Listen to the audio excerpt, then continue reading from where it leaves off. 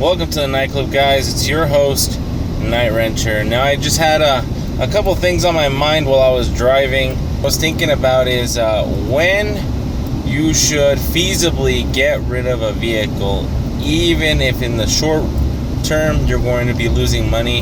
One example that I was just thinking about right now was this 2003 Mustang that I had. About almost 2 years ago, I bought this Mustang from my brother's girlfriend, and she used the money that I paid her to get herself a newer Civic. It was like a 2016, 2017, whatever. She used that money for her down payment, and then I got the Mustang.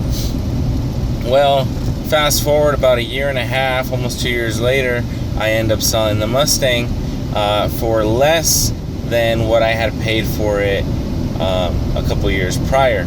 And I'm one of those people that just assumes and thinks that miles on a car don't actually mean anything. If you get in it and it cold start sounds great, if it drives great, if it feels great, then it's a great car regardless of how many miles it has. But this particular Mustang, since I had it, I knew the shocks were blown because I could hear them. And as soon as I got it, it also needed tires because the tires were cracked. And, it also was leaking a little bit of coolant. And I could feel the differential shimmy a little bit. So I drove it around. It was my daily driver for about a year and a half. And then I was like, you know what? It's time to sell. And I put it up for about $3,800. I think I paid about $3,500 for it. And my idea was, as soon as I can get somebody out here and has a look at it, and they like it and they drive it, and I disclose everything about it. If whatever they want to offer me, that's reasonable, I'm just gonna take it, even if I'm at a loss. So about 2 or 3 days later, I do get a message on Facebook Marketplace, and they come, and I think it takes a couple days for us to meet up because of scheduling issues. But we finally get it down. Nice people. They drove out like an hour just to come see the car because her brother really wanted the car, blah, blah, blah. So they drove it, great. I disclosed all the paperwork, great. They offered me $3,200 for it when I had originally paid $3,500 for it. And I said, you know what? That's fine. And to them, I had disclosed everything and said that's not a problem. As things break, they're going to just be fixing it. This is a car that they plan to keep. And to me, the car looked almost like a ticking time bomb, if that makes sense. I felt that, aside because I don't really like those engines, I don't have a lot of confidence in the 4.6s. I don't have a lot of confidence in a lot of Ford engineering in general, but I really liked how the car drove, but I knew I had to get rid of it before I was in a hole deeper than I would be able to get out of if I sold it now. So the thing was, if you have a car like that, and to get it back to how it should be, if someone's willing to pay a little bit less than what it's worth, if that'll save you hundreds or thousands of dollars in the long run, that's probably something you should be taking. Case in point, we have a 2001 Mustang, similar model year.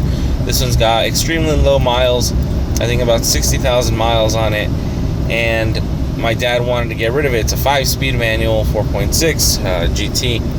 And he had it listed for $3,500, and somebody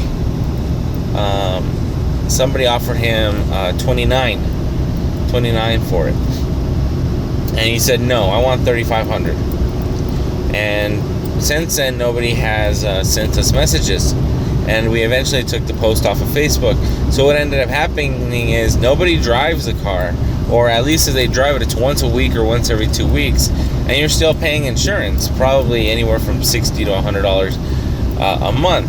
So throughout the course of 10 months, that's $1,000 that you've just invested back into the car just to drive it. So even if you need to get rid of a car now in order to save yourself a headache later, most often than not, it's better to deal with your problems before they become problems. And to me, the 2003 Mustang, I felt that I was going to have issues. It had electronic seats that I knew were going to go out one day. The dash, I knew was going to start flaking. The paint was already starting to fade. It had all these little details that by the time I should want to sell it, because I didn't want to sell it, but I felt like I had to. By the time it's time for me to sell it, it will have no value left. It'll have no use. I'll have no use for it because it will be pretty much destroyed, and nobody's gonna want it because it's destroyed. So this is one of those things that people have, like, let's say a 1996 like Impala or something, and they're like, oh well, I want to get $1,000 for it, but no one's gonna give me more than 500. Well, then sell it for 500, because lucky that they're gonna give you anything. It's just one of those things that you can't always play to win. I mean, you can try, and there's plenty of people that try to play to win, but life isn't really like a video game where like everything has to be a plus. You can't plus on everything. You can't always plus in life, and sometimes you got to take a hit in the short term for you to come out ahead in the long term. But cutting this short, this is just something more of a little rant than anything. I hope this, maybe if you guys are trying to sell something or get rid of something in the future, this you can use this as a reference point to make you decide what's the value in something if you plan to sell it, or what's the value in something if you don't ever plan to sell it. So that'll be all for today. I'll see you guys all in the next one. Night Rancher out.